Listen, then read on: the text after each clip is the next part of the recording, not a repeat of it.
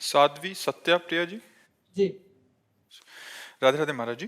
महाराज जी, युवाओं में राष्ट्रभक्ति कैसे जागृत हो? देखो, जब तक हमारा हृदय स्वार्थ की मलिनता से युक्त है तब तक वो भगवान के प्रति समर्पण या राष्ट्र के प्रति समर्पण नहीं होता। जब हमारा परहित की भावना जागृत हो जाए कि दूसरों का मंगल हो, तो पहले घर का मंगल हो, फिर पड़ोस का मंगल हो, फिर ग्राम का मंगल हो, फिर प्रदेश का मंगल हो, फिर राष्ट्र का मंगल हो। राष्ट्र के मंगल के लिए बहुत विशाल हृदय चाहिए, बहुत पवित्र हृदय चाहिए, प्राणों को बलिहार करने का।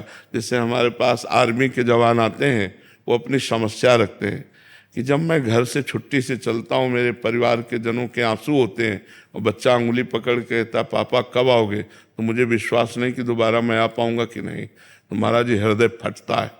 तो हम कहा फिर भी आप वो सेवा कर रहे हैं कि आप रात को जब जगते हैं तो हम चैन से सोते हैं। अगर आप ऐसे बलिदान ना करें तो हम सुरक्षित ना रहें। धन्य है आपका जीवन। और हम एक सन्यासी का और एक सैनिक का जीवन समान कोटि से रखते हैं कि वो भी संसार का त्यागी और वो भी संसार को त्याग कर प्राणों को बलिहार करने के लिए खड़ा हो। तो जब तक हमारे युवाओं में स्वार्थ बुद्धि का त्याग नहीं होगा, स्वार्थ बुद्धि में वासनाएं रहती है और परमार्थ बुद्धि में उपासना रहती है। जब हमारी परहित भावना जागृत हो, और ये परहित भावना बिना अध्यात्म ज्ञान के नहीं जागृत होती, थोड़ा ना थोड़ा तो अध्यात्म ज्ञान होना चाहिए। अगर हमारी इंद्रियों की विलासिता, खान पान की विलासिता, व्यसन की वासनाएं ये बढ़ती गई तो युवा सब असमर्थ होते जाएंगे।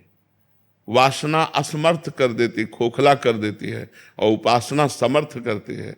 देखो, मुस्कुराते हुए फांसी के फंदे को चूमकर वंदे मातरम बोलकर झूम जाना, और आज हम अपनी वासनाओं की पूर्ति के लिए किसी की चैन छीन रहे हैं, किसी के रुपए काट रहे हैं, कहीं हम इधर उधर। तो नशा इतना बढ़ता जा रहा है, वासनाएं इतनी बढ़ती जा रही कि परहित की भावना ही गायब होती सी नजर आ रही। दूसरे का हित हो। अब देखो, एक जवान आदमी बैठा है और एक बूढ़ी माँ खड़ी है। उसको इतना ज्ञान नहीं है कि ये वयोवृद्ध है, हम खड़े हो जाते हैं, हमें कोई परेशानी नहीं, लेकिन इसको खड़े होने में भी परेशानी। परहित की भावना नहीं रह गई। जवान बेटा अपने माता पिता को तिरस्कार कर रहे हैं। जब अपने माता पिता को तिरस्कार कर रहे हैं तो राष्ट्र की भावना उनमें कैसे पुष्ट हो जाएगी? पूरे राष्ट्र को सुख देने की भावना। तो हमें लगता है शास्त्रों का स्वाध्याय, संतों का संग, पवित्र भोजन, यही हमें राष्ट्र भावना को पुष्ट करेगी। यदि हम नशा करेंगे, गंदा भोजन करेंगे, गंदे आचरण करेंगे, तो हमें अपनी सुरक्षा की भावना नहीं रह जाएगी, हमें अपने समाज की सुरक्षा की भावना नहीं रह जाएगी, फिर राष्ट्र की सुरक्षा। और शराब पीना, ड्रग्स लेना, हुक्का पीना, ये सब अपने जीवन को नष्ट कर देने वाली बातें हैं। जिन भाइयों में हैं उनको छोड़ देना चाहिए। अपने कम से कम परिवार का तो हित देख लो, अपना हित देख लो, फिर धीरे धीरे ग्राम, नगर, प्रदेश और राष्ट्र तक पहुंचो। मनुष्य जीवन इस तरह व्यर्थ करने के लिए नहीं मिला कि हम किसी व्यसन के अधीन हो जाएं, किसी वासना का शिकार बन जाएं। हम भगवान के बल से बलवान होकर अपने पूरे देश को, पूरे विश्व को आनंद प्रदान करें। ये तो अध्यात्म बल ही उनको पुष्ट कर सकता है। राष्ट्र सेवा के अंतर्गत क्या क्या आता है? सब कुछ आता है।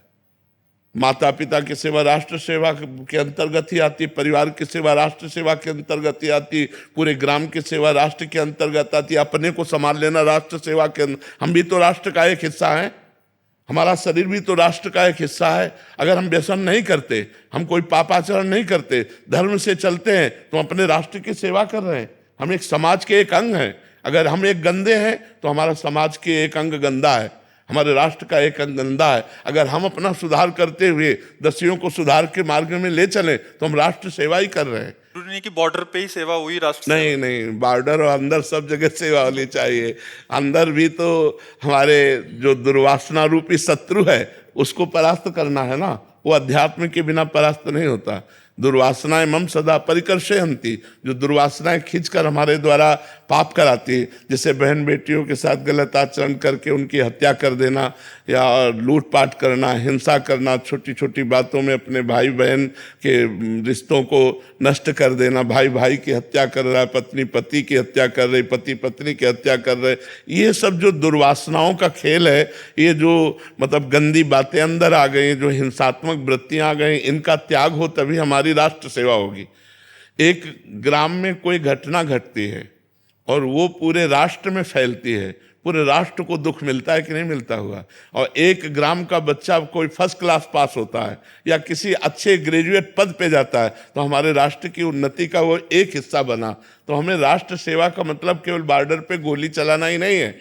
हम पढ़ लिख करके जो भी मास्टर, डॉक्टर, जो भी किसान, जो भी बनते हैं वो राष्ट्र के अंतर्गत, राष्ट्र सेवा के अंतर्गत। मतलब तो जो जहां है जैसे है वो अपनी सेवा अच्छे ढंग से करे तो राष्ट्र सेवा बिल्कुल। अगर एक किसान किसानी ना करे, अन्न पैदा ना करे तो हमारे राष्ट्र की हानि हो जाएगी।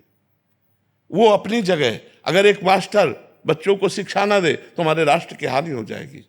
एक वकील, एक डॉक्टर, एक न्यायाधीश, जो जहां है, एक पत्नी, एक पति, वो सब राष्ट्र के अंग हैं हमारे। अगर ये अपने अपने कर्तव्य का निर्वाह करें तो सब राष्ट्र सेवा के अंतर्गत आता है। हमारा राष्ट्र सुशील, शांत, गंभीर, आनंदमय, प्रसन्न मुद्रा, तो ये हमारी पूरी सेवा होना। ये कब होगी? एक एक सुधरे, एक एक सुधरे, तब हमारी बात बनेगी। बट हमें तो लगता है कि दूसरा सुधरे तो फिर ठीक रहेगा। यही हमारी बातें रहती कि हम जैसे हैं तैसे बने रहे, लेकिन दूसरा। पुस्तक में कहा था कि श्री जी का 1 महीना चारित्र शुद्ध रखो, शुद्ध अंतकरण रखो और भक्ति करके देखो, आपको कैसे चमत्कार हो गया, आप देख लो। सच्ची में हमने वो चमत्कार यहाँ पाए हैं। वैसे मैं दीदी माँ साध्वी ऋतंभरा जी की शिष्या हूँ, यही वास्तविक ग्राम से। तो भक्ति के ऊपर आपके बहुत सुंदर लोगों में, अभी जैसे आपने भी बताया कि बहुत बड़ा, तो आज हम तो आपके चरणों में से कृतज्ञता व्यक्त करने आए थे कि आपके कारण बहुत बड़े समाज के अंदर बहुत कृतज्ञता तो आप सबकी चरण रज का प्रभाव ही है और कुछ नहीं। सब संतों का आशीर्वाद, सबकी चरण रज।